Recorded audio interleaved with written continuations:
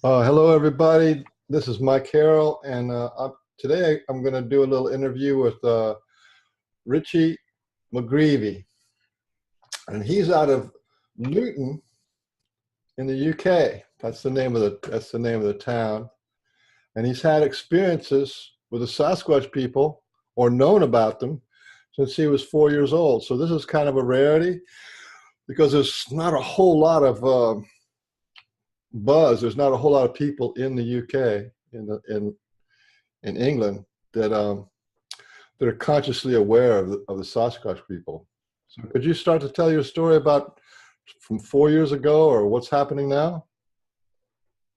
Well, it began when I was 4 years old. My brother, there was an article about the Patterson footage, and from there, I mean, I was interested. I mean, I'm trying to think what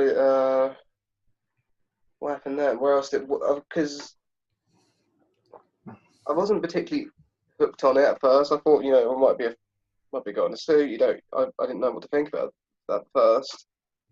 Then there was another. Then I came across another book when I was about 12, and it was talking about the topic of paranormal aspect, and the topic of Bigfoot came up, and it was the same shot of the Patterson footage, and it had more frames. I actually never saw the full video until it was it's about like 4 years later. It only showed like frames of like Patty walking from behind. So it really wasn't enough for me then to be convinced, maybe it's prudent to go in a suit. Then when I saw the video, the amount of detail that was put into it, it just didn't feel like a hoax to me. And again, it just felt. And when was the Patterson footage made? I don't know, sometime in the 60s, 67 or something. I don't remember. Yeah, and to get a suit that detailed back then was insane. Yeah. And again, they went to the effort of putting breasts on it. The amount of detail just went into that footage was insane. And everyone else just rubbed it off as a silly little hoax. And I just thought, okay, well, what's going on? That just sparked some suspicion and interest in the subject. And I think the whole reality of Bigfoot being an interdimensional being had to come from Mike Patterson. Seeing his videos and getting a better understanding of what these beings are, because he was talking about them being an interdimensional being, and how they can materialize. They can tell, they can be in places where you wouldn't expect them to be in. There's more to it. I can't remember the full context of how he came to know that knowledge. I haven't done my research, sorry. You're just telling your story about how you got involved. Kind of give them set in the background. Yeah. And then I found Kawaii Lapsaritis, and he was telling everyone about their interdimensional aspects, their psychic beings. They can, their ability to see, shape, to materialize and shape and teleport, but transit. Well, sorry, I don't really talk on the camera that much. That's why I'm stuttering like an idiot. You're doing fine. Just stick with your story, and it'll all come out fine. Yeah. what was the video that I'm trying to think of the video where Mike found out that Neff was. It was when he was talking. Is when Nefertiti was replying to Mike, and I think it was something Mike said telepathically to him, and the next day he found that Nefertiti complied to him, and he said there's more to it than just them being a wood ape. You know, there's what. Okay, fine. So that was interesting. Then again, that's what led me to because I think I did encounter Kooni before Mike, but I thought, you know, just a complete lunatic. I didn't take him seriously at all. But, you know, then later on I found out there was more to these beings than just them being, you know, flesh and blood. You know, they were able to imitate. They're very highly psychic, and they were involved in a lot more than what people anticipated. You know, and they've been documented. You know, there's documentations of them long, you know, back in from a long time ago. You know, the ancient, the hairy man, the green man, the grey man of Scotland, and even before white Europeans came to America, there was documents of Bigfoot. Bigfoot then. Yeah, that was it. I came across the documentary on, what was it called? Is it Ancient Mysteries? It was narrated by Leonard Nimoy. Remember that? Yeah, Leonard Nimoy. Yeah, Spock. Yeah, yeah. That's where I, you know, really got interested in the subject of Bigfoot, because, you know, there's documentations of them before, you know, the white Europeans arrived. And, you know, to say this is all just a big hoax and a conspiracy, it doesn't really make a lot of sense. It's, yeah, you know, and there was architecture, there was actual carvings of an actual ape face. You know, how did the Native Americans, because there's no apes, there's no species of apes native to North America. How they became acknowledged to an ape's face is, you know, a mystery. And I just think it was a Sasquatch they saw. You know, and you can clearly make out the detail. It's like a monkey or a face. And there's actual. I think they do have monuments with the forest people, cave drawings as well. Yeah. And so that's what really got me in the topic of Bigfoot. Then I came across a bunch. Then I started looking at other researchers' sites. Like, I think one guy called by the name of Mitch Waite. Do you remember him? No, that doesn't ring a bell yet. But then again, I haven't gone into the. I'm sort of like post 2012 researchers. The guys who were before that. Yeah, Mitch Waite was very interesting because he was in of all the other researchers, he's the only one that was getting kind of close to them. He was getting the most interaction. Then along came, you know, then when there was Timber Giant Bigfoot, and then Mike Patterson came along, where that really just kicked it. That, you know, that sparked interest in rules. Well, I don't say the reality kick. Mike Patterson just kind of took it to a whole level, because he took the paranormal, and he was kind of showing you examples with all the footprints in the snow and the fingerprints. Yeah. Just the little things that were like, well, that was, you know, real and paranormal, which I think is kind of an important thing to hold in your head, that they're real and they're paranormal.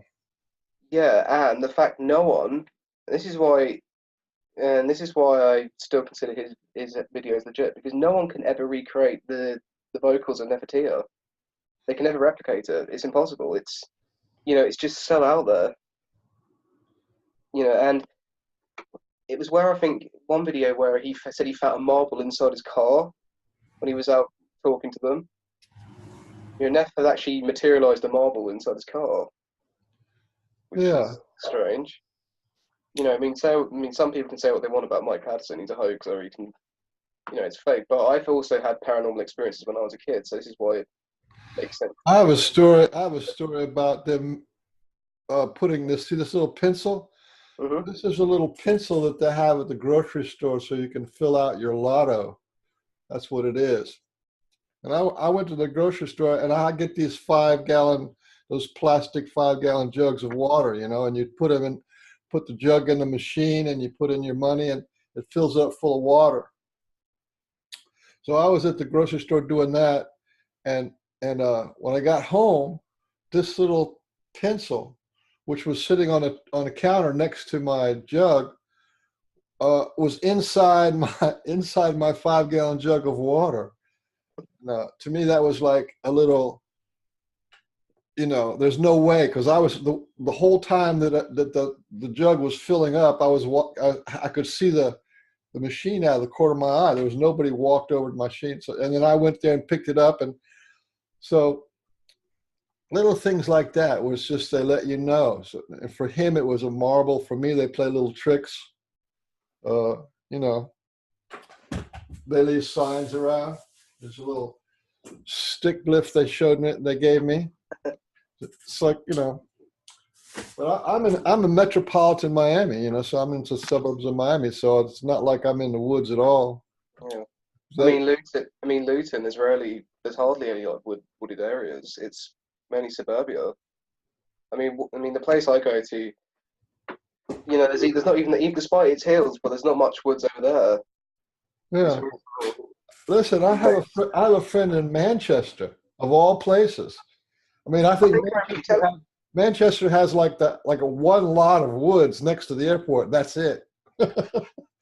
but this guy's had 2 Sasquatches come and visit him, and one time they came. I think I remember him he's got a YouTube channel, hasn't he? YouTube channel. He didn't really promote the YouTube channel that much, but for sure he had experiences. Yeah. Yeah, and where was good? Where was I? Talking about, yeah, Mike Patterson got the marble in the car. That's what. Getting back to the story, that Mike Patterson. That's so, you know, he just sort of, that reality just took off. Well, it just opened a new reality for me there. These are interdimensional beings. They can, you know, they're psychic. They can, you know, there's more to them just being a wood ape. And then I went back to Kawoni, and he went into more depth about their origins, their history, their biology. Well, from what they've told him anyway, there's you know, there's so many different stories that they tell people. You know, but it's interesting. It was interesting to find out, you know, what was our relationship in the past with them. You know, and where could I have a potential interaction? And yeah, so from there on, when was it? 2012, I'd say. Because he did a lecture on what was that channel called? The Basis Project. All right. That was the first time I heard Kawoni, and I was following him from there on. I was a fan of the Basis Project. I saw that actual video. Yeah. Miles Johnson. Yeah. Does he still do videos? Oh yeah, he still does it. Oh. It goes up and down, but he's still in there. Oh, cool. And yeah, so from there, I mean, I was at that point, I did have a lot of depression. I wasn't able, and I suffered from a lot of anxiety as well. So you know, I wasn't able to go out or go to the research. I was just in such an emotional bad state. I didn't want to project that onto them. You know, I wasn't in the mood. I just couldn't be spiritual or enter the higher mind. And so flash forward to 4 years later, I met a guy named Christopher S. Jacobs. You know him, but What's his name?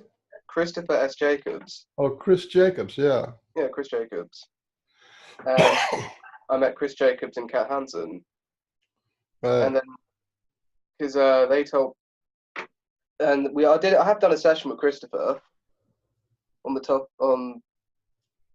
because to know what I was, because I managed to actually overcome my anxiety and actually go to the area where I actually had where I got the first picture of them. And that particular area is one of the oldest roads in Luton. It's been there since the Iron Age. Really old. And I'm surprised it doesn't pop up on the. It doesn't pop up on the map for some bizarre reason. I don't know why, because there's a lot of history there regarding it. But For those people in America, there's actually roads in Ireland, and there's roads in England that go back to the Iron Age. In other words, they're 1,000, 1,500 years old. yeah. You know, stone roads and you know, with hedges, and so that's something we can't even conceive of in America. But that's the reality. People walk on those roads. They're not really for car traffic, but they're out in the country, and you can walk on them. Mm. Yeah, it's crazy. That's crazy. But I wasn't at first. I was about 2 weeks in. I wasn't getting much. There wasn't much activity up there. Besides, I was getting scratches on my arms. I didn't know what was going on. I came back and I was waking up with all these scratches and bite marks on me. Then when I asked Chris what was going on, I found out it was the little fae beings that were doing that to me. Mm. The fairies and the grim, and there was a couple. I think it was the Grimpar that were doing that. They were biting my arms, and that's where I found. That's where I found out the Sasquatch there called Loving Nature. She, you know, I think she got. I think it was her that got rid of them. She also got rid of another being. There was two. Who was it? What was the lady's name? The Sasquatch. No, the lady's name who got rid of the fae. The Sasquatch. She got rid of them. Oh, she did. Okay, well that makes sense. Yeah. Well, she helped clear them out. The rogue ones.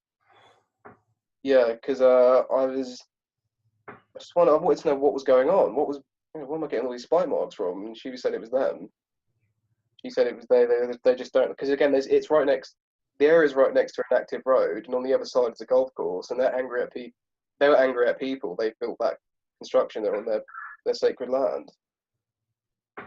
Yeah, you can look at the reading is there on Chris's channel if you want to look into more depth. But that's where I came to contact with Loving Nature, and she's got rid of a few reptilians in my area that were attacking me, and one of them, I actually saw him. I don't think he wanted me to see him. But he was a giant. He was an 8-foot drakeo. He had blue scales on him and red eyes, and I woke up in having an anxiety attack, to the point where it nearly gave me a heart attack. I could have died from it. This being was draining my energy. I couldn't. It was horrible. You know, he nearly killed me. He nearly gave me a heart attack. He was draining me that much. He was causing me to have all those anxiety attacks. You went right into the deep end of the pool there. Well, there is this ET connection with the Sasquatch people. And the Sasquatch people relating to the humans, Sasquatch people relating to the ETs. Humans relating to the ETs are those kind of beings, and then humans relating to Sasquatch. There's this kind of a web there, which is very real. A lot of people don't talk about that. I'm glad you're bringing that up. So did you have an established, strong relationship with this Loving Nature? Loving Nature? Is that what's her name? Loving Nature? Yeah, Loving Nature. What a name, Loving Nature. That's sort of like a command and a description. Loving Nature. Yeah, but apparently she and her father got rid of them for me. Her father's name's called Levic. Levic. Yeah. Okay, well let's kind of go slow here, because this is important.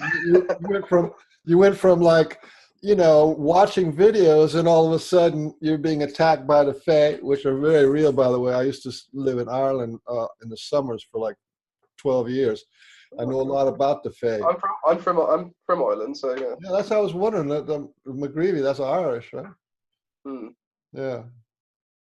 I was staying down in Cork, so. All right. Yeah. I'm from my dad's from Belfast. Right. North. Stayed in a place called Clúnshire. Clúnshire means big fairy rocks. So anyway, so you went. So let's go back a little bit and sorry about that. Did your introduction to the Sasquatch people come from this protecting from them protecting you out of the blue. So you went from watching videos, and all of a sudden they're actually protecting you and, Yeah. and getting rid of the fae beings. the Yeah. fae. Because I think they were encouraging me to go to that area, but the fae and the Grimpa are like a little hobbit people. They're almost like Gizmo. I have done an illustration of them. They're hang on, I'll get it. It's really old. It's quite crude, but yeah, that's what they look like. The Grimpa. Oh, okay. Yeah. And Now, were you seeing these people or feeling them or? no, I wasn't feeling him. It was just I was coming home just with all these scratches and just a horrible feeling, like just Right, so you were feeling them, and you had marks on your arm, and yeah. It was an ambivalent feeling as well because it was like something was telling me to go back there, but then something was telling me to go away as well. So I didn't know what was going on, but something just told me that the Sasquatch were there. And then I came into contact with Chris, and I found out it was, it was them. And I think also he helped rehabilitate them in another area. Some of the rogue ones in that area, because there was nice fae there that did want to interact with me, but there was a lot of rogue ones, a lot of dark-natured ones. Yeah, but from there on, after that first session, I kept going back. I left some gifts up there, and what else happened? I got a lot of stick lifts, and appreciate the food. I mean, not much really happened since then. I mean, because I don't really go up there frequently. It's occasionally, because I don't want to get under the skin. I don't want to, that's their private space. I don't want to keep invading it all the time.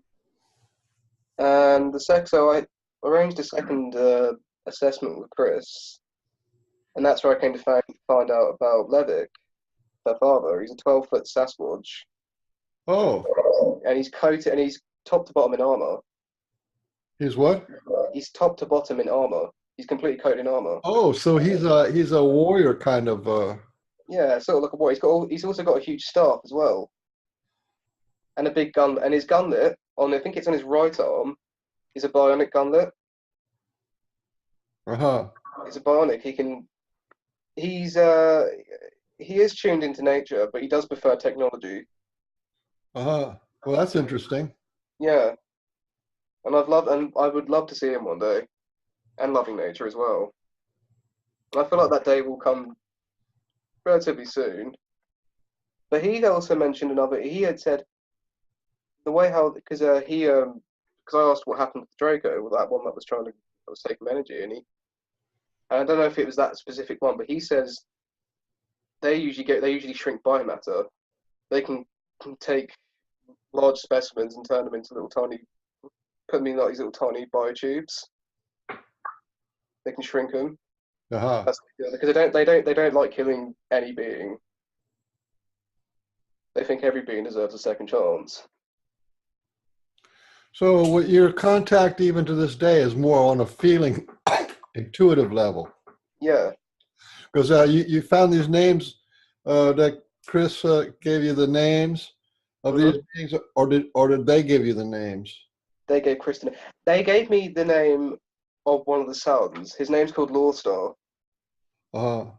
Lawstar. I think his name represents the human aspects that shine bright in the star, which is a cool name. Yeah.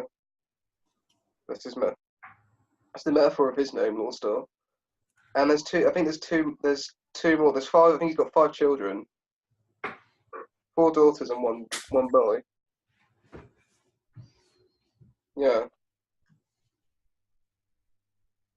Right? Well, that's pretty wild stuff, because mostly people think of Sasquatch as Sasquatch, and then ETs are over there somewhere, or Sasquatch are over there, but that's not true. They're interdimensional is like another plane where all kind of beings are over there. Everybody's over there. Mm. And there's a lot of interaction between the different style of beings, you know. Part of what's going on Earth is that we've been attacked, and not attacked, but invaded by beings that are interdimensional, that can carry on a program that lasts 1,000 or 2,000 or 5,000 years of you know, putting the veil over our eyes so we don't connect with nature, we don't connect with that, and getting us involved in sort of these cult style religions, and getting us involved with wars and things like that kind of shock our sensibilities, so we can't be tuned into the nature spirits and those kind of things. Yeah. So that we have, like, there's an interdimensional war, interdimensional aspect to this reality that is now coming to the front, and it's coming to the front in such a way that people like you and all different kind of people all over the world are having these interactions with angelic beings, or with the ETs of all varieties of ETs, from the drakeos to the mantids, to the tall whites, and the short grays, and the Nordics, and all these different kind of beings are happening now. There's a whole thing going on also that a lot of people aren't really aware of, that people are being contacted with the Egyptian gods. So they have this, which are you know, like the you know, about dog man and werewolf. That's the Anubis type ones. The Anubis type, but there's also you know, the Ra kind of beings, and Isis, and all these kind of people. People are having these kind of interactions on an intuitive level with these beings too. So there's a whole pantheon of interdimensional, invisible beings happening on Earth. Absolutely. And I'm glad you brought up the point. I'm going to let you talk here in a minute, but I'm glad you brought up the point about the Sasquatch people who are into technology. Because this is something that I kind of heard about through a talk about, I heard earlier last year, I guess late last year. What was the lady's name? I think I remember her name. But there she was giving this talk. She's like a kind of a famous lady. And part of her talk her whole talk was about ETs and contact and stuff like that. But then she shifted over and talked a little bit about the Sasquatch people. And she said that the Sasquatch people in South America, or she was talking about the ETs abducting people. She said that in the Sasquatch people in South America are the ones who are flying the craft and doing the abductions in South America. So there's that means that the Sasquatch people in South America have whole fleets of spacecraft, and they are the ones who like technology. They are using technology, and they are working hand in hand with the people who are doing the abductions and the healing in North America. So there's this whole thing going on. So when you say that one of your Sasquatch people is a Sasquatch man who has armor and is into technology, I just want to put a frame of reference in that not all the Sasquatch people are just in the woods. They are in the spaceships, and they are in high civilization and high technology too. And I'm glad you brought that up, because a lot of people have no clue. They think of Sasquatch as wood apes, and perhaps maybe spiritual wood apes, and that's it. Yeah. Yeah, primitive culture, yeah. Yeah. Can you hear me? Can you hear me? Oh yeah, I got you. You sound good. Right. Yeah, I mean, just like people, everyone's different. Some people prefer technology, some people prefer being indigenous. You know, just, they're people.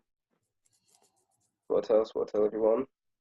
You can't narrow that. You cannot narrow that down at all with any being.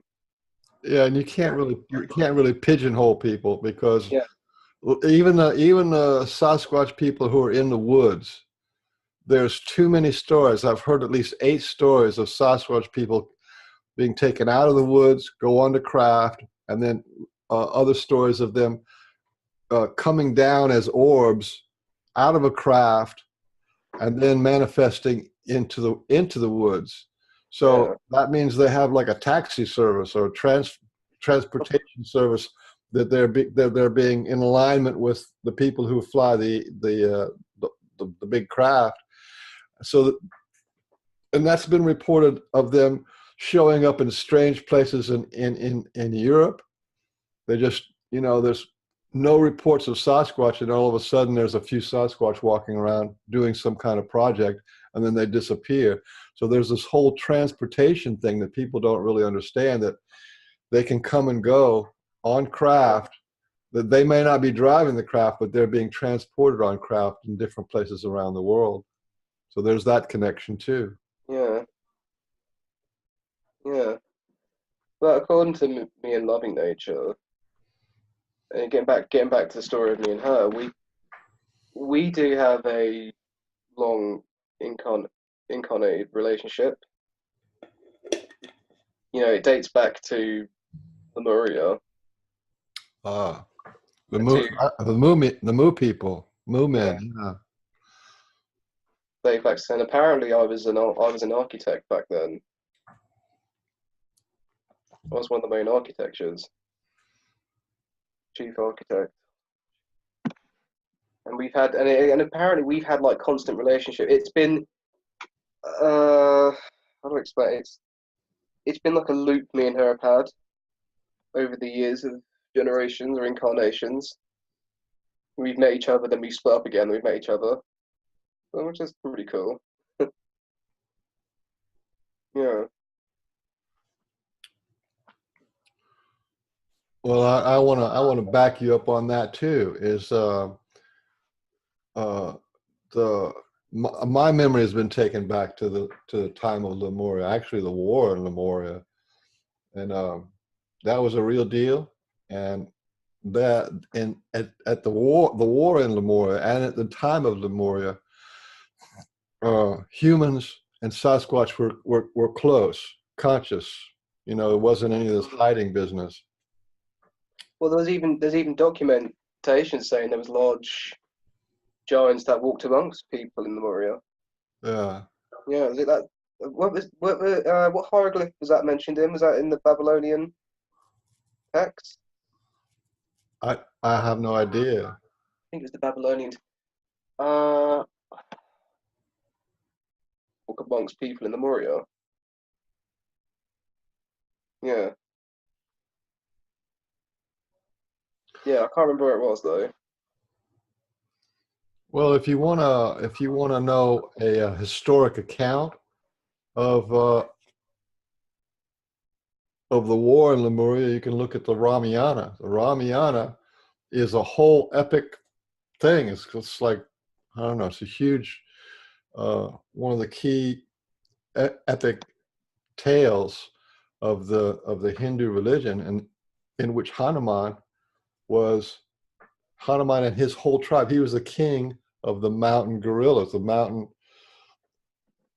monkey men, and they fought alongside Lord Ram and his soldiers to fight the bad guys in Lemuria. But they didn't call it Lemuria. There was the bottom part of India was Sri Lanka, which is kind of where Lemuria was. So that's like a whole tale. If you wanted to investigate sort of the written by human history of the Sasquatch people fighting with and devoted to the humans. Mm-hmm. Oh, I'll take a look at that. Oh, I forgot to mention, I did get back to Love and Nature. I did briefly see her. She has shown us. It was very brief though. Very. So, yeah. Did you see her in your mind, or you see her out in the woods? Here in the woods, physically. Okay. She ran past. She was in the foliage. She said she told Chris it was her. Okay. And they've also been clicking. I think it was then they were banging wood like sticks, well, stones together to Hmm. get my attention. And I think I did hear them call my name at one point, but I don't know if that was. I think I'm not sure if it was. But I'm still looking for a new. I'm still. I think I know what this area is because I'm looking for a more safer area for them to interact with, so they can see that they can physically interact with me more safely about people, drawing the attention of people because it's a very active. It's quite an active road road that area I'm going to. Well, don't forget they're in your room right now. Yeah. You can see, look, 90% of the interactions that I've had with them have been in this little apartment room right here. So that, you know, they're outside, but they're also inside. They're connected to you. So they are listening to us now. Your friends, maybe not all Sasquatch, but your friends, the people who love you, the Sasquatch who love you, they're listening to you right now, and mine are listening to me right now, and they kind of, that's how it works as far as I can tell. Ooh. Yeah. Cool. Yeah. I've got pictures. They've even revealed themselves to me on pictures. I showed you those pictures, didn't I? You showed me some drawings, but I don't know, I haven't seen your pictures. Yeah, I've got a picture of Levic's face. He's got my very Caucasian looking features to him. Uh-huh. He's got like a long nose. He's got more of a grey skin. Is this a drawing? No, this is an actual picture. Well, no, the picture I'm describing the drawing and the picture. Well, the picture is just his face, but the drawing, and from what the description he's given me, he wears like a long hood and has long hair. He's got a big, huge gunlet on his right arm. There's stuff.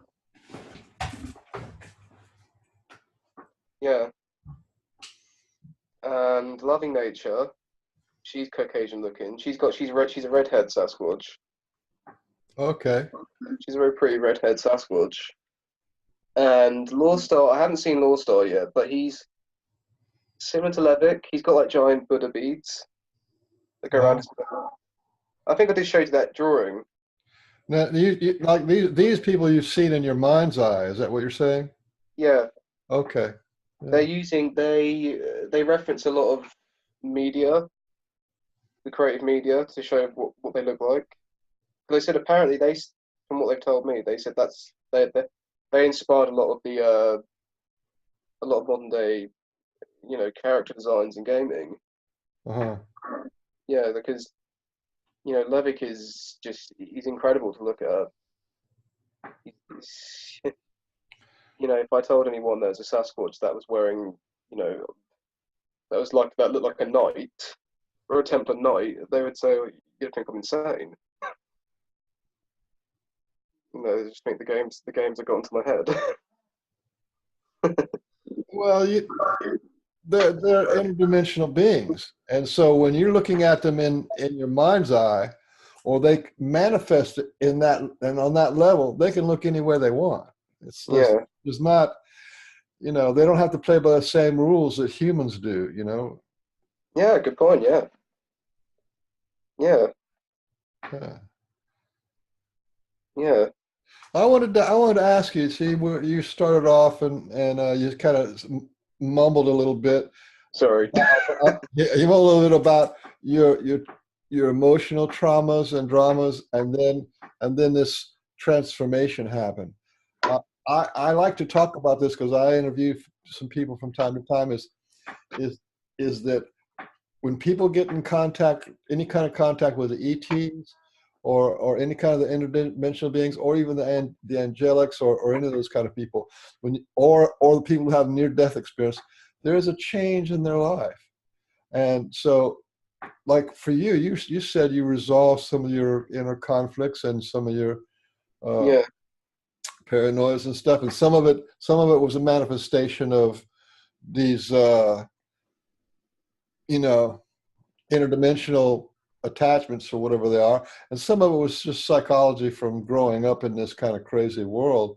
But mm, you talk about how that resolved your sort of whatever your issues were was healed or resolved or transformed?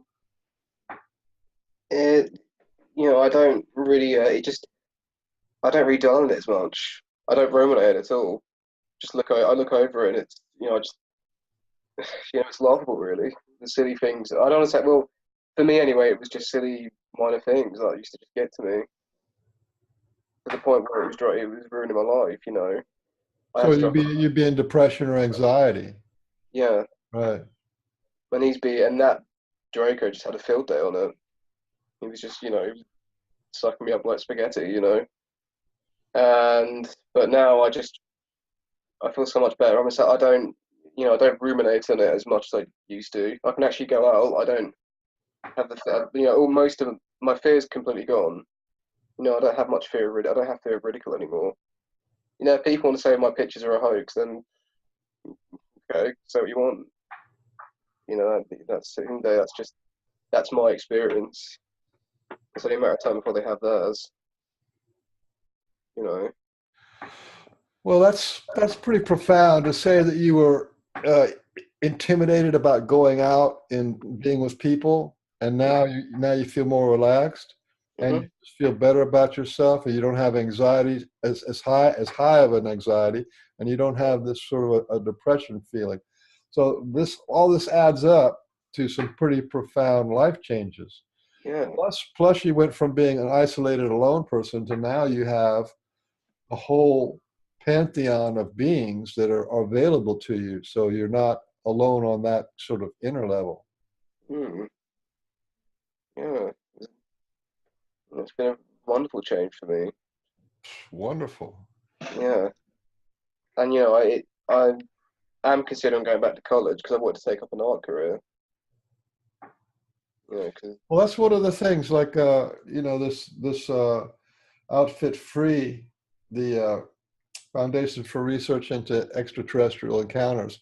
What they found was that 80% of the people who've had contact with interdimensional beings or with the ET people, the star people, 80% of them, their life improved. They have more love for nature, more comfortable with themselves, perhaps more. Some of them have more spirituality, more connection to the spirit world, more heart space, more caring for the outside world, more engaged with creativity. So all these kind of benchmarks of what happens when you're having an interdimensional or ET or a contact with non-human intelligent beings, you're showing the signs of having contact. This is a living proof of having contact with non-human intelligent beings. So, and that is the transformation of your life, an elevation of energy, an expansion of vision of possibilities. So mm, there's your proof. If anybody wants to give you a hard time, you now have a little comeback. You can say, well, my life has changed. I'm not as paranoid. I'm da da da. I feel better about myself. I have more confidence, and yeah, say, I'm happy. yeah, you're happier. Yeah, Mm, and you have friends on the other side, which is yeah, not a small thing. no, it's huge. From, I'm not really fear. I don't fear anyone that much anymore. In terms of the ridicule and skeptics, I don't really care. Want- they want to waste their time telling me I'm lying to myself. Well, okay. you know, so I'm happy. So really, the major kind of like shift happened basically this year and in 2016, 2017. Hmm. Yeah, Yeah. yeah. This year it just blossomed out for me. Also, I have to mention, Cat got me into a lot of really helped facilitate this field for me as well. Yeah, Kat Hansen. Yeah, we've been in the same groups together, and I know of her, although I've never talked to her directly. Hmm. Yeah, but she really helped facilitate me on this topic of Bigfoot, and yeah, so did Kawonian, but as like a hands-on encounter, that she really helped me as well. And, but and they also left me a handprint. I think I showed that picture, the handprint in the dirt. No, but I think it was in the timber or the foliage. It was a handprint. I showed it on Facebook. oh, is that the one was that you put your hand inside theirs? Yeah, Yeah. the hand is huge. Let's see if I can bring that one up.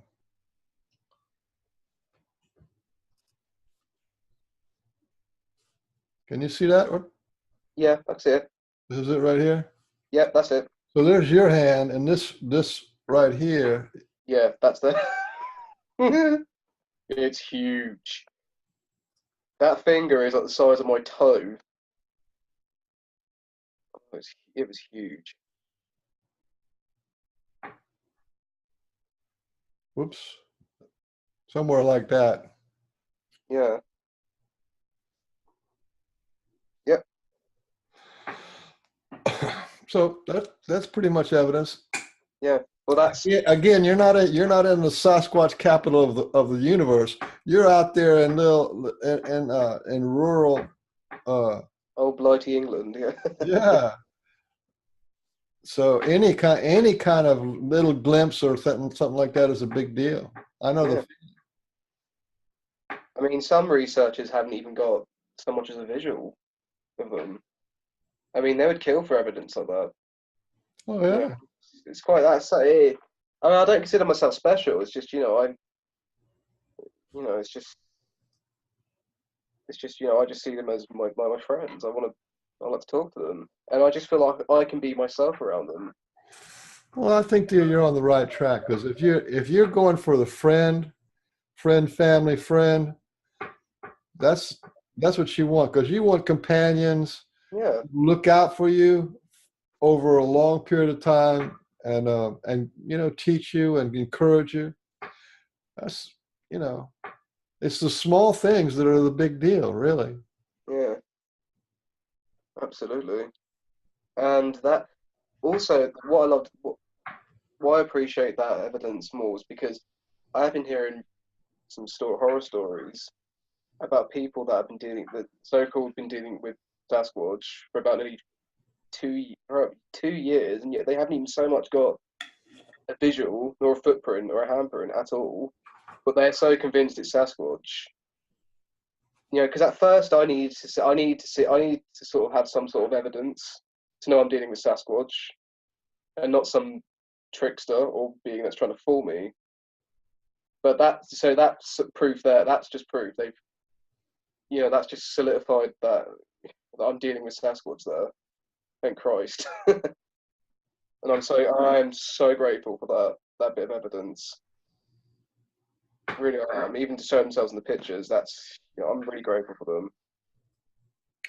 Well, like I was talking on one of the other shows that I was on, that they're not big on showing you face to face, talking to you like a grandfather or something. They're very subtle. They want you to feel. They want you to have psychic, that rearrange the furniture in your psyche. So they like to work on that subconscious, interdimensional level behind the scenes. And that means no words. They only use inspirations, feelings, little hints of, like, look at this video, or you were compelled to, like, talk to me. So that, I feel, your people, your Sasquatch people, were poking you. Here, go talk to this guy and tell your story. You see, that was like that urge, feeling, desire. That's where they work on that kind of level. So they're with us now. But some of them, that may be true for some of them, but some of them just generally do. Work differently. Some of them probably approach people, or will probably come out of the foliage, or again, it's hard to sort of narrow that down, or, like you said, pigeonhole it in a way. And don't mean that as an offensive way. I'm just saying. Yeah, but there's other, those people, they have a different relationship. You're not going to be You're not going to meet Sasquatch that you have never had a relationship with. Those people, everybody's different. So, Yeah. but in general, it's not about talking and Yeah. you know, coming over to your house for tea or something. Yeah. They work on the interdimensional level more. They're more, let me put it that way, they're more comfortable that way. Yeah. I'm more safer, yeah. But Not for the just, person they're dealing with, it's the other people around them. Maybe is that the reason why? Do you reckon they don't come out more? I think they're teaching us, they want us to be aware of our interdimensional nature, our psychic abilities, our intuition, our feelings. So they will poke you in the feelings, and they will Yeah. poke you in the urges. And, you know, like you just said, you have a feeling to go out to a site, and then you also have a feeling to not bother them. See? Yeah. Those two conclusions that you came to, they were not intellectual conclusions. There was a Oh. feeling to go out and you want to do some more searching. And then there's also a feeling of not wanting to bother them in their refuge, in their house. Mm. And that's where they teach, in my opinion, on that level, which is what Yeah. humans need to work on. We need to work on consideration, considering the Sasquatch people, considering nature, considering the web of life. We need to work on those levels, which is primarily spiritual. Yeah, absolutely. Yeah, I agree. Because, as I mean, I don't know anyone that's. I mean, yeah, I have encountered a few people on Facebook that you believe in their psychic aspect. I've had, habituation experiences, but as for the rest, most of them, they don't. They generally think it's just they're going for the ape sort of the wood ape sort of theory. It's just an ape for some people. Oh no, not necessarily an ape, but it's just a primitive people. But as if for the psychic Sasquatch, they're a little bit skeptical in that aspect. That's majority of the researchers in the UK, unfortunately. I think. I don't know. I could be wrong. And that's the majority of the people in the United States. There's one little sliver of the pie that wants to kill them all, and then there's a whole bunch that are like the monster in the woods, and then there's a other whole section that's or the primitive wood ape, primitive Astropithecus kind of a thing. And then there's another little section of them that say, oh, they're a primitive man. They're a primitive, sort of like a Stone Age kind of a man. So Mm. there's all these little views, and they each have their little channel, and they're they work it out. There's one guy who thinks that they're savants. That means that they're mentally retarded, but they have these great abilities, like a savant, like the mathematics savants or the artistic savants. Yeah. He's calling them like these retarded savant kind of thing. So there's all this whole spectrum. And here's the thing about Sasquatch is they'll let you say whatever you want. I mean, and Yeah. Yeah. Uh, savant, savants, are they are they meant to be like autistic people? yeah, autistic. Yeah. A savant is like an artistic genius. Yeah. Yeah. Yeah, but I don't get. I don't. But with the group I'm interacting with, I never get the feeling that they're always just logically analyzing me. They're always, they're giving me the free will to, take my time. They're not rushing me. They're not, they understand my emotional status. They comprehend how I'm going to deal with the situation. You know, it's just to go by let's go baby steps. Don't just, throw a whole load of reality. Don't throw this reality at once. Don't throw a pile of bricks in his head because he's not going to handle it. So, and I never ever once every time I've gone up there, I've never once ever felt threatened by them. Never. it's always been a lovely, relaxing energy. It's a wonderful energy out there.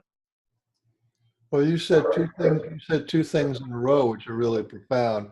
One is they allow humans to evolve in baby steps, Hmm. and if because to me, they're looking at humans. They go all the way back to the time of Lemuria, and they go back to the time of the dinosaurs. So they have in their mind a long view of reality. So for if somebody has to struggle with Sasquatch or interdimensionality this whole lifetime and never get it, then for them it's okay. They're going to get it in the next lifetime, you see?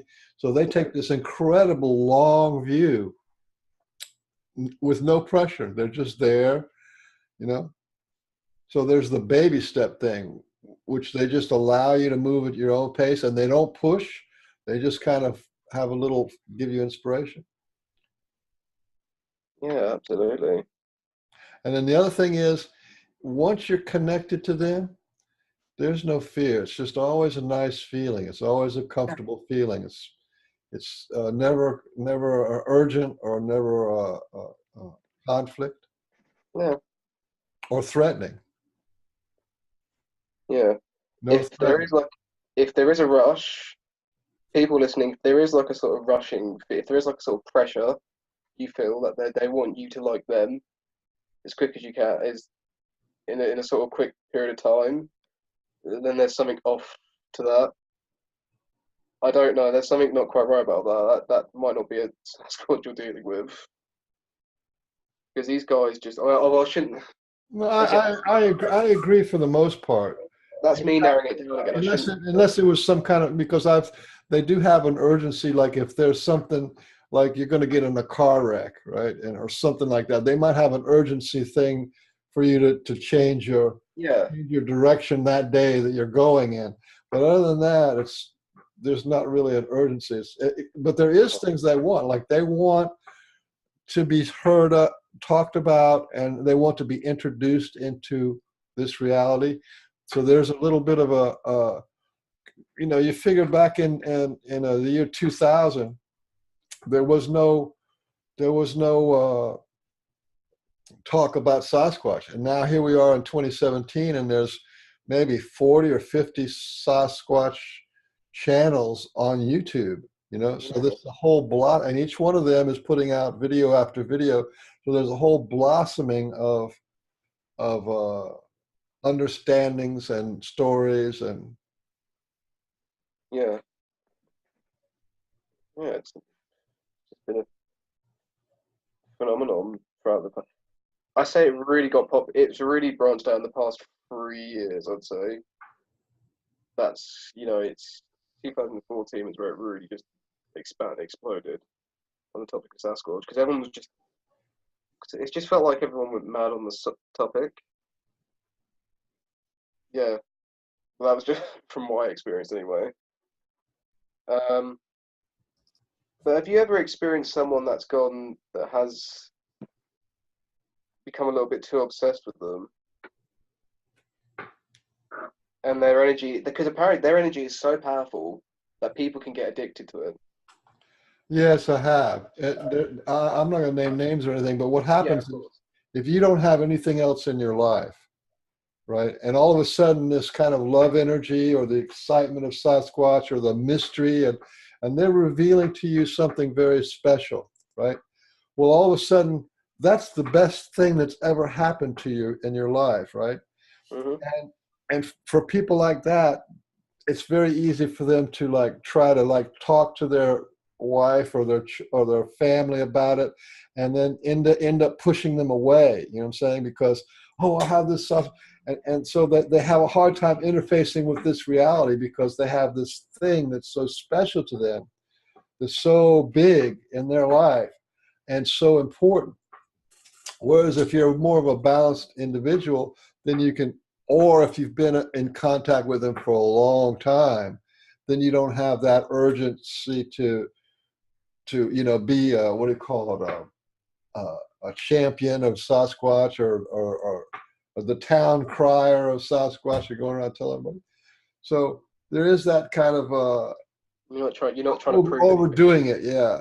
And some people feel like they have the inside story, like they are the messiah or the spokesperson for Sasquatch. Yeah. So they kind of like, oh, it's this way, it's this way, it's this way. Even Yeah. the people who are have never seen Sasquatch, they just collect the footprints and the scat and the hair samples, and they are convinced that they know everything about Sasquatch, and this is the way it is, and this is the way it is. And so there's a lot of that going on, but I think that's all going to wash out over time. Yeah. Because like here again, the Sasquatch take a long view. It's like, I'll give you an example with the ET people. Like the ET people have been around and the government's known about it since like 1930 something.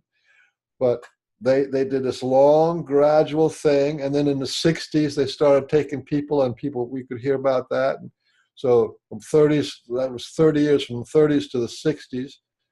And then, 70s, 80s, and 90s, there's more information about it, more movies about it. See, so it's like, and there was people who were like nuts about it. I mean, there was like conventions, and people would go, I think the whole grey alien conspiracy really branched out in the 90s. yeah. So, but now, it's like I have a hard time finding anybody who can even wants to talk about it. And the reason why, it's not that it's not important, but because people who are longtime experiencers have absorbed it into their life, and it's just an everyday thing for them. It's not anything special. You see what I'm saying? So that was like an 80, 90, 80 years kind of a span, or maybe longer, that it took for people to get saturated, for the people who are experiencers, for them to like, there's no novelty to it. It's just a part of life. You see, I put it that way. It's just a part of life. So they don't even care about talking about my ET experience so much anymore like they used to. But now we're having Sasquatch, people talking about my Sasquatch experience. Yeah. Yeah, because I think it was just, that's where the article, my brother, I can't remember the name of the magazine he was described to, but that's where I first learned about the Sasquatch, because that had the article about the whole alien conspiracy in there. It had all sorts of weird topics and paranormal in there, but the topic of Bigfoot came up. That's where that was the earliest documentation I remember in my life, Sasquatch. It was the clip of the Patterson footage. Yeah. And yeah, because even my brother, I think, because he became like, he got a bit mad on the topic of like the Roswell, the Area 54 Area 54 subject. I mean, because you had like the X-Files, Independence Day, and there was other projects related. No, I'm sorry, other serializations related to that, and it was just like, is everyone mad on that topic for a while? No. Yeah. Yeah. And if you look at it, there was a history of this, like an arc of people who are new to the topic, or they had some kind of experience, and then then they had some kind of experience, like they were taken, or they had marks on their body, or they had regressions or something, and then they kind of become okay with it. They assimilate it into their being as in part of their reality. Then it comes back down to just part of life. Mm-mm. Yeah. Every day. I think from what they told me, I was abducted once. Oh. I have no recollection of it, but apparently it wasn't it wasn't it wasn't the nice ones that abducted me. It was more the benevolent greys. Sorry, the malevolent greys. From what I've getting, sorry to get off topic, but from what I've heard, are the small greys like meant to be highly engineered robots? Aren't they? The small ones. They're controlled by the tall white ones. I have like a different take on it. Anything that's living, I don't put a label on biological this and that. They're just, if it's living, then it has a soul, then it's then it's viable. You know, you don't call a cow, you know, a bioengineered, Yeah, you don't think like that. They're just a cow. So I look at the Greys as just as Greys, and maybe they're part of a system where they have a hierarchy of people telling them what to do. yeah, So I don't really know what the whole politics is, but I see them as just beings, you know, like a squirrel is different than a hedgehog. They're yeah, they're just different beings. yeah, yeah. Yeah, well, I was just curious. I was just going from what I heard. I wasn't assuming that. I'm just, Yeah, for me, when people talk about artificial intelligence, right? Well, they're talking about nano something or other, or some kind of intelligence that's in a yeah, computer or something like that. But really, intelligence is in the universe. It's in electromagnetism. It's in energy. It's in light. There's intelligence in all that. So there is no such thing as really artificial intelligence or constructed intelligence. yeah, There's just intelligence. If you follow what I'm saying.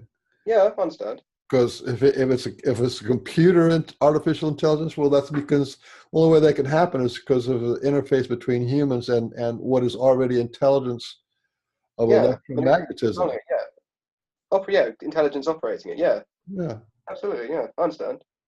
yeah. And I think ultimately it's benevolent because even though the universe looks like a scary place, I think it's overall benevolent. It's a good place. Yeah, indeed. Yeah, some just different opinions of different beings, really. That's for sure. Because I've always, despite what that Draco did do, I the there is good reptilians out there trying to help people. Trying to increase the vibration. Again, there's good and bad in every society. You can't always just, like I said before, you can't pinpoint it or pigeonhole it away. You know, if you ever encountered a draconian reptilian, No, I haven't. mm, well, it wasn't As pleasant. the Syrian, I changed my view of the Greys. I had a what you call as antagonistic or a bad contact or abduction by the Greys a few times, and so I really was angry and tried to block them from coming in my life, and I think I did myself a disservice because I think in the overall scheme of things that they were even the ones who seem like they do the abductions and it's scary. I think overall it was for our benefit. You know what I mean? The only ones that I have real doubts about is where the U.S. military take people and pretend, they do like a fake stage thing. I'm not really sure what that's all about, but uh, Yeah, yeah, yeah. I see you come. Yeah, it's true. Oh, so yeah, getting back to the topic of the Sasquatch. Right, yeah.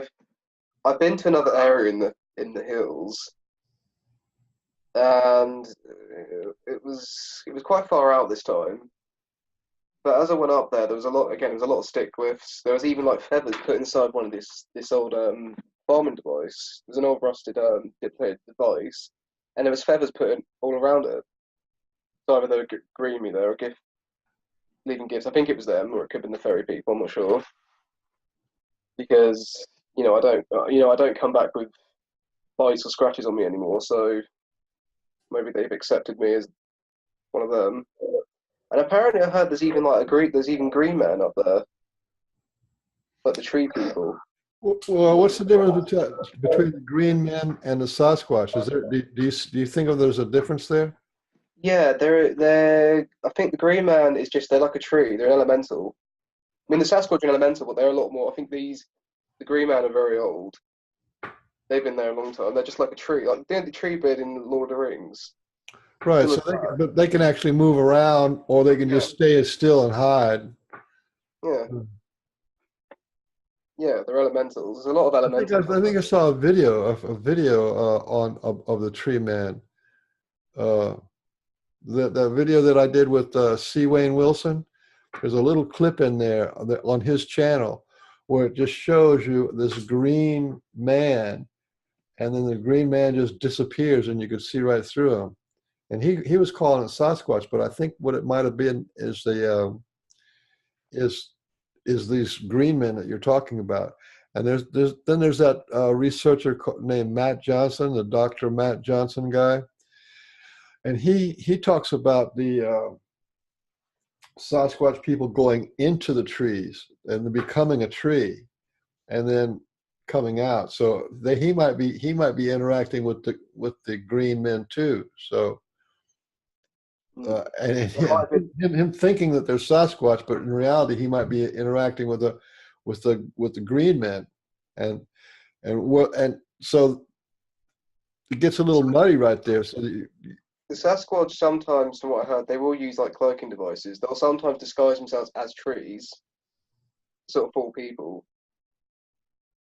From what I've heard, Mhm. sometimes though, because they can also they're a shape. I think they can also shift into like insects or different birds or other creatures to fool people, to get people to try to get to fool people. I'm not really sure how that works. I don't know if they actually shrink their body down. What I think they do is they take a regular bird, and they can, because they're interdimensional on the inside, they can took their consciousness inside and sort of possess that bird or a bug or a dragonfly or something. They Maybe. possess it for that time, and then they have a little interaction, and then Yeah, maybe. they Yeah. leave it alone. I mean, I don't. I mean, maybe that could be true. I don't know. I mean, I love it. Well, I hope they tell me one day. You know. Well, there's too many people have seen them turn into balls of light of Yeah. various sizes. So as soon as you're talking about taking a physical form and turning it into light or a little plasma ball, then the game is over. There's no rules and regulations after that. So because the light can be transformed in any shape. Yeah. So it's Yeah. like it's a whole different physicality doesn't have any relationship at all. 3D has no. It's not a gauge of what can be done anymore. Yeah. Yeah. Uh, I think also. Uh, also, I think I don't know if it's because sometimes the Fae can. I don't know if it's true, but sometimes the Fae can might turn themselves into again, like you said, they're fourth dimensional beings. Like you said, they can shapeshift whatever they want into. But sometimes when bugs sometimes when a bug has approached me, I do feel like a very strange presence. Like the bug's observing me or he's watching me. So maybe that was them. I don't know. It could have been someone else. I don't know. I don't know. It's just a feeling I'm getting. Intuition. It might be them. Might be family member. I don't know. I always trust my instinct. Yeah, I think that's what they teach you on Yeah, instincts and feelings. and it's always led me to the right path. So, which is it's a good thing. You sound like you're in a pretty good place to me. Yeah, You have enough of the puzzles together so that you kind of have a good picture about what's going on. yeah, absolutely. Have you ever seen the fairy people? No, but I've heard the fairy music. What's that like? It's, if you can imagine two trees blowing in the wind on a rainy night, and it was like it would be like a gigantic cello with like kind of like with only with Yeah, trees like. But so I was like a stormy night in Ireland, and off in the distance we could hear this kind of like music of it was very organic because it sounded like it could have been But there was no trees up there. You know, in Ireland, the farmers aren't go big on trees. They just have a few on the side of the road. So it wasn't like any big tree, but that's what it sounded like. It was like a really low, like a big cello, kind of a bigger than life cello. It was very sad and somber. So the idea of the fairy music as being all happy, and this was kind of a little sad bass note, earthy kind of bass note. Some fairies are quite nasty. I mean, again, the rogue ones are biting and attacking me. Even though I was leaving them gifts, they didn't want me there. I mean, they're the Sheehan. Yeah. They're the She. That's where you get Banshee from. Yeah. She is Banshee. So and what the Irish did is that instead of calling them the demons or devils or wicked spirits, they would use kind of psychology, and they say, well, if we say that they're wicked, then they're going to come and attack us. So they started saying the good people and the we people. They're the good people, right? So what they're trying to do is that's a form of self-protection. So they as a rule never in public or out of their mouth talk about how bad they are, right?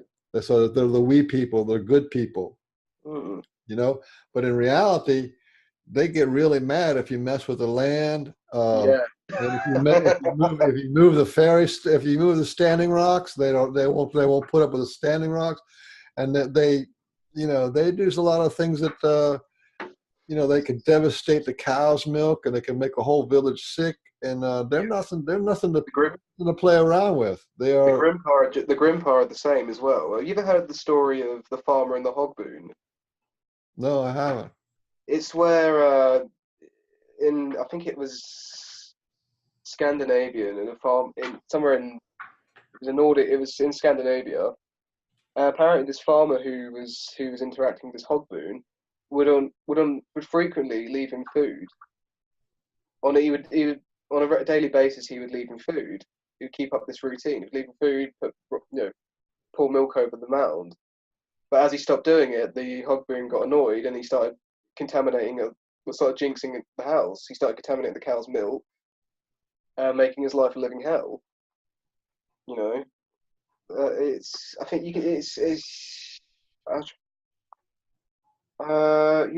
called The Farmer and the Hogboon. It's an interesting story. Well, there's tons of stories about that. Oh, sounded funny. There's tons of stories about that in Ireland. All different kind of varieties of that, from fields going bad, children getting sick, cows getting sick. Yeah, it's a very serious, very real deal. It's a living experience, even to this day in Ireland, out in the country. I knew this man who was from Dublin, and he came down to Cork, and he had this farm, and he wanted to move a standing stone, and the standing stones line up on as what they call a fairy path. So you can go from one standing stone and see another one, and that's the fairy path. And he wanted to get that thing out of his field, so he went and pushed it down, and then people started when the town found out about it. The whole entire town came to his house and started screaming at him, and they scared the guy so bad he actually had to leave his property and sell his property. And the town actually went and stood the stone back up, because they had a long history of that of you don't mess with the standing stones, and you don't mess with the fairy circles. Yeah. Fairy ports, you don't mess with them. No. You ever heard of a guy? Oh, there's a guy. You ever heard of Brian Proud? I don't believe I have. He did concept art on the Dark Crystal. You haven't seen the film Dark Crystal, haven't you? Mm-mm. You seen the film Labyrinth with David? What's his name? That film. It was in I think it was in the late 90s. No, sorry, early 90s. Probably not. What's his name?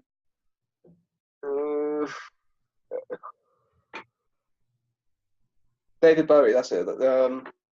Oh, David Bowie. Maybe I did see it, or I saw it on TV or something. Yeah, this guy called the guy named Brian Froud. He's a British artist and author, and his artwork is. I mean, you'd almost think you've seen one of the Fae people or the fairies. He strongly does believe in the fairy people, and his artwork does have that sort of grainy, like old time look to it. Like something out of an old illustration you'd see, or very paganistic looking designs. Like he draws a lot of gnomes, goblins, fairies, and trolls. Which are people are starting to see now. There's a lot of there's starting to be as you have in a way Sasquatch first the ETs, but then Sasquatch is like this gateway to what you're talking about: the gnomes, the fairies, the elementals, Yeah, the trolls, and all these kind of things. There's people who are seeing these beings, and not in the numbers that we're seeing with Sasquatch, because Sasquatch are kind of like they're setting the ground. They're like the big brother to all of them. yeah, But there are stories of the brownies and the little what they call the wee people, which are people just kind of basically like humans, but only very short, like under 3 feet. yeah, absolutely. That's what I'm saying. The veil between the worlds is thinning, and there's more acceptance now for the little people and the elementals and the giants. That's the other on the other end of the scale. There's the giants are starting to be seen. There's people who, not me, but there's people who are intuitive. Then they see these giants, which are human form giants, and they're like 30 feet tall. I mean, that's like a 3-story building. I mean, a 10-foot Sasquatch is big enough, but a 30-foot tall giant, and they're out there. Stories of them being out there. Yeah, I mean, giants have been documented all around the world for centuries. You know, you have I mean, even when was it Columbus who went to America? They documented giant people. Mm-hmm. Yeah, and there's the And story. there's so many giant bones have been found in America. Yeah, and there was you got the ice giants in Scandinavian culture or Nordic culture, and you got fairy tales that Jack and the Beanstalk, which I believe was sort of like a dimensional gateway to that world. And then you have Jason and the Argonauts, I think, didn't they? Yeah, yeah. Greek They had culture, yeah. that one-eyed giant, Cyclops, yeah. yeah, Cyclops. So there's a history of all this stuff. Yeah, and there's even a lot of there's McCall and the giant in Ireland. Yeah, he was a kid. He was a king, so it was recognized as this. I'm not really sure if they understood it as an interdimensional king, or it was actually a 3D walking around king. But Yeah, he was the king of a whole tribe of giants. It wasn't yeah. just him. And didn't he build like a giant bridge made of stones that are piled on? And like, Perhaps, perhaps. yeah, you can actually see these stones no one can explain how they got there, but these stones are piled on each other, neatly piled on, and he said it was McCall that put them there. The Yeah. giant. Yeah, and there's also there's loads of stories and history of giants slaying dragons. And if they were in fact interdimensional, like Sasquatch is, that Yeah, means there could have been a time when they were actually physically on Earth, and then yeah, step back to the other dimension. So that's why people can see them sometimes, and sometimes they can't. got So David there's a and lot of that stuff I don't know anything about. I just hear the stories yeah, and just say, okay, well, that's a story. That's somebody's having that experience. you also have David and Goliath as well. Which probably do you think that was a fabrication? The Or Goliath was it, story. yeah, I think the Goliath and all the giants were working on our side against the tribes of Judah, yeah, because what the tribes of Judah weren't they were doing scorched earth war. That means when they would go into a town, they would kill every animal, human, child. They would poison the wells. and they would burn the fields and then salt the fields. Oh, that's scorched earth war. So that's why I think that the giants were fighting against them, because they were crazy, and we're doing the same thing that's happening now. Yeah, I We know. have, I we mean, have look what Columbus did. chemtrails and fracking and pollution of the food, and and every water source around Europe and in America is all polluted, and so we're kind of in this same kind of a scorched earth war now, and that's why I think the giants and the Sasquatch people are coming to help us. I think Yeah, we're absolutely. in a war and we don't really recognize it. Yeah, it was under our nose. Yeah. And look what look what Columbus did to the indigenous people. It's disgusting. Invaded America, tortured and raped and converted them to slavery. And what's more disturbing, he's honoured. As a monument of it. Jesus Christ. That's disturbing. It really is. America is a very disturbing place, and Europe was a very disturbing place. This, like I said, if you go back to the time of Lemuria, the time of Yeah. Mu, the land of Mu, uh, the same kind of war that was going on there is the same kind of war that's been going on here. So that's what I'm saying, that we have been in this interdimensional psychological psyop warfare for a long, long time. That's why we don't have, I mean, they look at all the indigenous wisdom keepers, all of our people who are shamans, the Celtic people, they all Yeah. had their shamans and their wizards and their what they call wizards and witches. They were the healers and and the wisdom keepers, and they all got killed off. And so it's been an attack against the spiritual people for a long time. They want us to be physical, uh, emotionally dependent, and have zero spirituality. So that war's still going on. Absolutely. Like you were talking about, we mentioned about being ridiculed, right? Yeah. Well, there was a time when if you had a spiritual experience, you weren't ridiculed, you were honored. But now, across the world, if you're having a spiritual experience, you're ridiculed. You're ridiculed by the government doesn't recognize it, the religion doesn't recognize it. You see, so the families don't recognize it. So you're ostracized. If you have a vision and you see the Fae people, or you see elementals, or you having some kind of a psychic connection, you're ridiculed. And this is a psyop. This is like a suppression of the spiritual, suppression. Yeah. If it's not God, if it's not Jesus Christ, then it's demonic. You hear that, and there's a lot of that on YouTube. If it's not Jesus Christ, it's demonic. So that's bad PR. You know what I'm saying? Yep. Ugh. Yeah. I mean, yeah. I mean, look, I'm not scared of ridicule. Like I said, I'm happy. That's in what.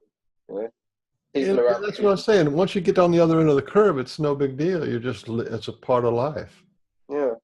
I don't bother. I don't bother going after some researchers that don't believe and have their own opinion or so and so on. I just thought, look, they'll sooner or later they'll discover the truth, and that's just their path. Who am I to go around saying what their path should be? That's just me. Because I think at one point I think now a lot of the sort of mainstream Bigfooters are now actually having their own experience with sort of paranormal experiences now. From what I've heard, anyway. I don't know, because I don't really follow a lot of the mainstream Bigfoot world. I mean, to believe it, I'm not obsessed with the topic of Bigfoot. I'll be honest. Right. I'm Yeah, well, not. there's still a lot of going on. Like, they actually have a TV show in America called Killing Sasquatch. Ugh. What kind of low rate? America's in a dark, dark place. It really is, and spiritually dark. Yeah. Yeah. I mean, even As an act of war against the American Indians, as an act of war against the American Indians, and back in the day, the U.S. government killed 1.5 million buffalo. They just killed every buffalo in the entire North American continent. So there was only like about 300 or 400 buffalo left in the entire world when the Americas got finished. I mean, that is genocide. That is, I mean, it goes on and on. I don't want to get into that, because that is the darkness that is on the earth that has to move. We have to move into respect Mother Nature, respect the web of life. You know what I mean? There's a web of life. I know everything balances. The buffalo needs to live alongside the cow, and they need to have, and the deer and the antelope, and they all need to be respected and be allowed to live. Yeah, absolutely. And the water is for all, the air is for all, and the ground is for all. I remember seeing a documentary on the buffalo, and there was like this an entire mound pyramid, 30-foot tall pyramid of buffalo skulls. That's disturbing. That was horrible to me. Like, oh my God. They thought that was an achievement. That wasn't okay. Yeah, the only good Indian is a dead Indian. You see that? America's got a mental disorder. God, they're nuts. And you watch, and one of the faces on that monument is a criminal. He's a murderer. Columbus was, he died in prison. He was a sick individual. What he did to those the indigenous people. He raped them. He murdered. He murdered. His second trip to America, he brought slaves, I think, didn't he? Yeah, I think so. But oh God. Anyway, I don't want to. There's plenty of bad, but you have an amazing, simple but very real experience, and I want to thank you for pestering me and getting me excited to talk to you. So I'm glad that you and whatever's going on in the UK, like I said, there's 30 or 50 people that are having various degrees of research and various degrees of experience. It's all over the world. And I'm editing a video right now, just finished editing it from Mick Harrison and Lee Kerr from the UK. From Australia, they have a group Yowie Down Under, yeah, and they having all kind of wonderful experiences. So now I went from Australia to America and now to the UK. So that's like at least halfway around the world. Yeah. You better it'll be Japan next. Yeah. I haven't heard anybody in Japan, but I bet you they're out there. Yeah. There has been reports of Bigfoot in Japan. But again, I tell people they're all over the world. They're everywhere. I heard somebody talk about Sasquatch in Antarctica. Yeah. Which I would have to think that they were just like dropped off on a craft. Probably. To check on something, and then they'd be picked up later, because there's not much to eat down there except penguins. Yeah. All right. Well, let's wind this up. Any last words or last inspirations that you have, or messages? If anyone, for those who are listening, and if you are in the UK, the Sasquatch are everywhere. You don't have to necessarily go to different continents to find them. They could just, trust your instinct, your intuition, and you'll probably get an encounter. Try to get as much help as you can from the people who've had experience like Michael. And, long and behold, you might have you might start getting, stick lifts outside your back garden. I hope my humble experiences has hopefully inspired a lot of people to go out and have a look and get in contact with these wonderful people. Well, that sums it up.